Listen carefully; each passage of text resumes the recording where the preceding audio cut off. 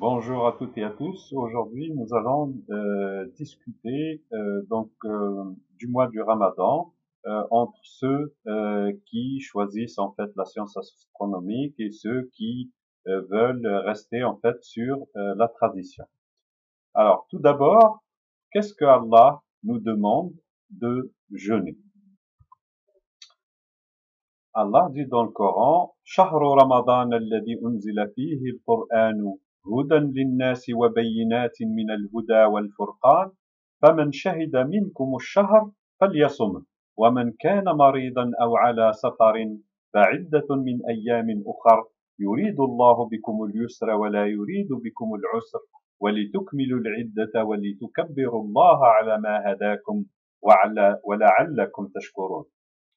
Le mois de Ramadan est celui pendant lequel on a fait descendre dans l'instant le Coran comme guidance pour les humains et comme évidence émanant de la guidance et du discernement.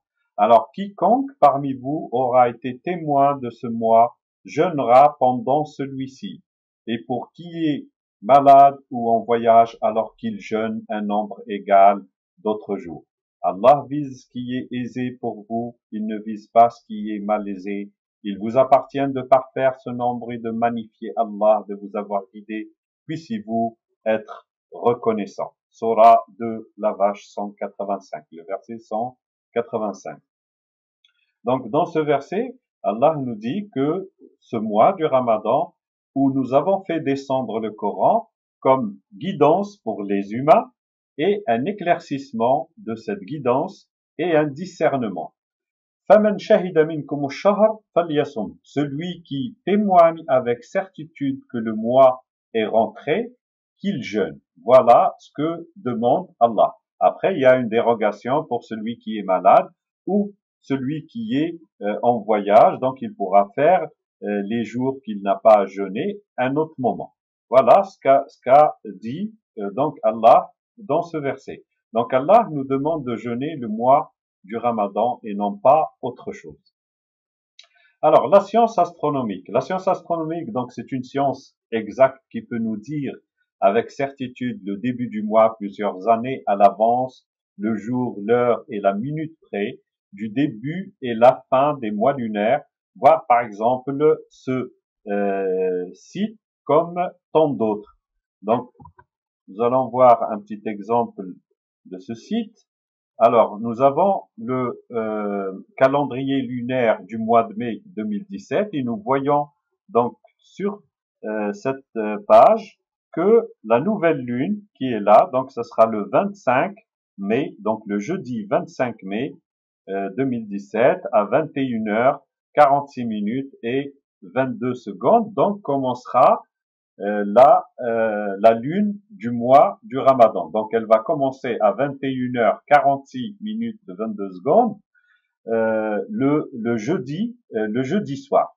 Donc le vendredi 26 ici, nous serons à 1% du mois du Ramadan. Donc c'est la lune du mois du Ramadan et on sera à 1%. Comme exemple, on a aussi un autre site ici, donc c'est toujours le jeudi, donc 25. Il faut juste faire attention à l'heure. Là, par exemple, c'est l'heure UTC, c'est Universal Time. Par rapport donc à Paris, ça sera 21h, donc 46 le 25 mai. Donc la science astronomique nous donne exactement le jour, l'heure et la minute, voire la seconde près de l'entrée du nouveau mois lunaire. Mais certains pensent que c'est la science des humains et non Allah qui l'a créé. Alors, nous avons un verset où Allah, justement par rapport à ça, il dit le contraire. هو الذي جعل الشمس ضياء والقمر نورا وقدره منازل لتعلموا عدد السنين والحساب ما خلق الله ذلك إلا بالحق يفصل الآيات لقوم يعلمون. Donc c'est lui qui a fait du soleil une brillance et une lumière de la lune dont il a évalué des stations afin que vous connaissiez le nombre des années et le comput des jours Allah n'a créé cela que par la vérité. Il explicite les signes pour ceux qui savent. Surah 10, Yunus, le verset 5. Donc dans ce signe, Allah nous dit هو الذي جعل الشمس ضياء. Et j'attire votre attention que Allah il parle de riya pour le soleil qui est une source de lumière et il parle de nour par rapport à la lune qui est une réflexion de la lumière. Donc il fait la différence entre la lumière qui vient du soleil et la lumière qui nous parvient à travers la lune. Donc celui qui a fait en sorte que nous avons cette lumière du soleil, hein, qui est la source de la lumière, et aussi cette lumière qui vient de la lune, qui est une réflexion à la base de la lumière du soleil, et il a fait en sorte que ça soit des phases. وَقَدَّرَهُ manazil, il a fait en sorte que ça soit des stations ou des phases de la lune. لِتَعْلَمُوا, pourquoi? Pour qu'on soit sûr et certain, لِتَعْلَمُوا, العلم, عدد السنين, le nombre des années, والحساب, الحساب, et le calcul ou le compute, comme le computer, الحاسوب. ما خلق الله ذلك إلا بالحق. Allah n'a créé cela qu'avec haq, le haq qui est ce qui est juste, ce qui est véridique et ce qui est réel, mais avec précision. C'est ce que contient ce mot al-haq. يفصل الآيات, il nous détaille ces signes, لقوم يعلمون, pour une communauté qui s'appuie sur l'ilm ou une communauté qui s'appuie sur la certitude. Quant au hadith attribué au messager d'Allah, alors le hadith, il parle donc de حدثنا عباس حدثنا محمد بن يوسف قال حدثني عيسى بن عمر عن السدي عن أبيه عن أبي هريرة قال قال رسول الله صلى الله عليه وسلم صوموا لرؤيته وأفطروا لرؤيته فإن غم عليكم فأكملوا العدة 30. Là, dans ce hadith, donc là, on parle plus du croissant, c'est-à-dire quand on va voir le croissant de la lune, alors que le verset, il parlait de jeûner le mois du Ramadan. Donc, ce que nous pouvons retenir, donc d'après Abbas, Mohammed ben Youssef a dit d'après Isa ibn Omar, d'après As-Sudayyi, d'après son père, d'après Abu Huraira, le messager d'Allah, paix et bénédiction sur lui, a dit jeûnez à sa vision et arrêtez à sa vision, et si c'est nuageux, continuez jusqu'à 30. Donc, dans ce hadith, attribué au prophète, alayhi salatu wassalam, donc il nous dit de jeûner quand vous verrez le croissant et d'arrêter quand vous verrez le nouveau croissant.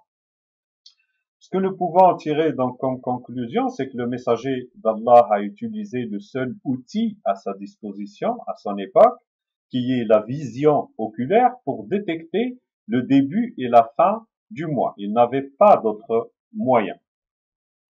Alors, mais aujourd'hui, nous avons des moyens beaucoup plus précis que la vision oculaire pour la détection. Et on a ce signe qui nous permet un peu de discerner, alors suivre le hadith, suivre le croissant ou suivre le verset où Allah il nous demande de jeûner le mois du Ramadan. Le hadith, lui, il parle du croissant. Ce n'est pas ici une contradiction, mais on va dire un problème d'outils pour pouvoir détecter le mois. Le prophète alayhi salam n'avait que l'outil de la vision oculaire.